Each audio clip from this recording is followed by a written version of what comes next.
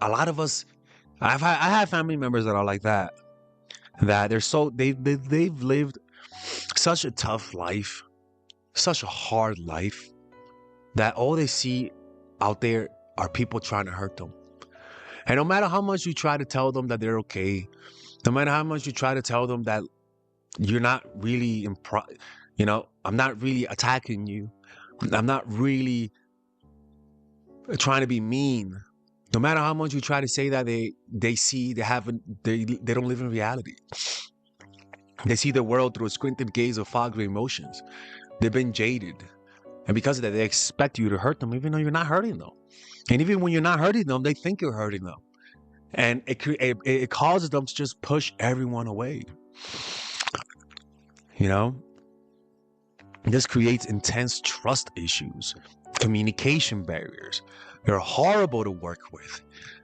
And your life is just complete emptiness. It begins to reflect your inner world. Like I said, this might be an attractive quality for some people because you become an empty slate that people could project, an empty screen that people could project their fantasies upon you, their pain, their suffering, their sadness. And they might find you mysterious. They might find you attractive because you're so cold, you're so indifferent, you look chilled. But they're also projecting. The reason why they're seeing this illusion is because they're also hurt, because they also want somebody's validation. Maybe they had someone cold in their life and you remind them of them. And the coldness attracts them towards you. Your coldness and indifferent appears aloof, appears confident, appears relaxed, appears like you're happy. That's how some people interpret the coldness. And because of that, you're going to have people chase you. Right? You're going to have people try to fix you. You're going to have people try to help you. What they don't know is that trying to help you only gets them more deep into the quicksand of indifference and impartiality. They're going to start to seek your validation even more, and you're going to disappoint them, which makes them chase even harder. And don't get me wrong, that's nice if you're dating someone, right? Like, if you're dating someone and it's in the short term and you just want to fling, you want a nice and spicy, the coldness might be able to facilitate that. But to your friends and family, to the people around you, that doesn't help. It helps with short-term relationships, sure. Cold people tend to attract a lot of people. They look more competent because they're so serious. They're so cold on the inside. It just comes across as a competent, serious person. But with relationships, long-term relationships, it just creates unnecessary insecurities in your partners. It just creates problems. It dwindles their self-esteem. And you don't even notice how much of an asshole or a bitch you're acting around them. But because of that, they want to help you. They want to rescue you. You know? Doesn't get me wrong, the coldness is nice. And for example, I tell people, right? That's why you got to lower your nonverbal cues, right? When you first meet people, have relaxed nonverbal cues. Right? Talk to them in a more like serious manner. Smile, but smile a little bit. Because too much tends to come across as incompetent and as insecure, right? So the relaxation, the slowness in response, the coldness, the sense of coldness that you feel from the cold person, especially if the cold person actually tries to act nice, it creates more intense validation. And that's why they're so addictive, right? It's the one who seems like they care the least usually is the one that come across as more competent, more powerful, more confident, right? And it's a quality that I tell people to adapt a little bit in your life, right? Because every area has some truth behind it, right? That's why you see not only most of the people who are the most successful have narcissistic traits, right? I'm not telling you to be narcissistic, right? I'm just saying adopt a few qualities of those narcissists. The confidence, the vision, the grandiosity to a certain degree, the charisma, the belief, the vision, like I said, and you could prune away the negative and just keep the positive, right? So in this thing, I want you to develop a little bit of coldness. But the problem is that when you become cold, you need to warm up. Now, how do you do that, right? Well, the first thing is to connect with your body. The first thing that happens when you become cold is that you disconnect with your body and you start to interact with your mental fantasies, right? You stop interacting with the physical world and you start interacting with the mental world. And this disconnection from reality will cause you to literally not feel your body. When you feel your body, you start to feel emotions all of a sudden. Because the numbness, when you say my body, my emotions feel numb, if you actually pay attention, you'll notice that you also have less awareness of the physical sensations in your body. That's really what happens. But when you're having a deep emotional, a deep spiritual experience, you notice you have a deep connection with the body, right?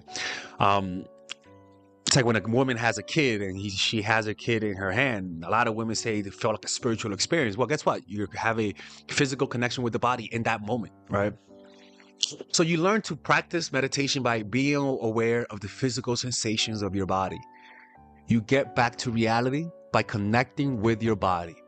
Observing the physical reality of the sensations that are happening allows you to see the truth, allows you to clearly see what's happening.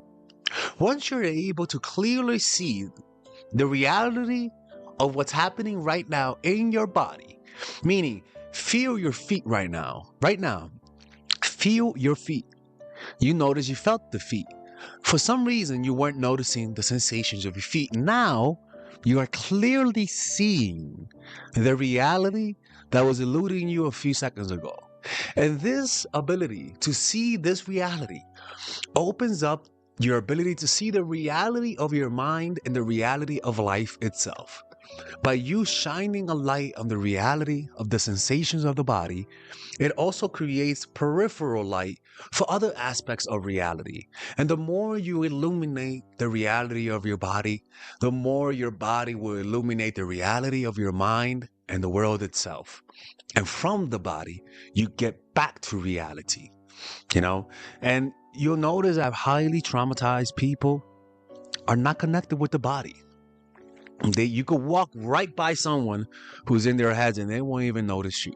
By the way, if you feel like you become a cold-hearted motherfucker, right? And you want to get out of that mental space, or you're noticing that this is causing problems in your relationships and you want to know what to do to rescue your relationships, to make sure that the people around you don't leave you. What are you doing wrong? Or maybe you want to hear my opinion on your case. Sometimes listening to my videos is not enough because it's not specific enough. Sometimes you need to talk to literally me so I can hear your problem and give you customized advice. You could do that today. You can click in the description down below where it says work with me one-on-one, and you can have a one-on-one session today. All right, so I'll see you guys inside and let's continue with the video. Because you're not connected with reality. Feeling the body will bring back that sense of life, that flow that we experience when we feel alive. Cold people just don't feel alive. They want to exit life and they just want to live through life without feeling nothing. And I encourage you, if you get to that place, return to the body, bring awareness to the body. And from that, your mind will be illuminated as a result. Another thing is that, you ever notice how the school answers, right? Usually guys, you ever wonder why they get to that point? Well, it's because one, like I said, they get rejected by society and then they isolate themselves. And in this isolation, like we talked about, they develop a lot of weird belief systems and weird habits. And they actually start to join cults, right? Join fringe groups that share their pain, that share their resentment. And this sense of belonging, because they've been isolated, creates an echo chamber. And that echo chamber is usually rooted in pain and resentment on society, in resentment in the people that hurt them. And this causes a dehumanizing process where they stop seeing people for people and they start to see them as enemies, as people who should be hurt, as people who are cold, and as people who deserve to be punished. And they develop this hostile attitude. And it doesn't even just stay, it's not just for people who are attacking people. It also happens at low levels where guys will say women ain't shit, women will say guys ain't shit. And they start to actually develop narcissistic traits to hurt them. They start dating with a purpose, dating to hurt people, dating to manipulate, dating to give them the pain that they got. And these people create a revolving door of pain, a revolving door of suffering, where everyone is attacking each other. Everyone is trying to hurt someone before they get hurt.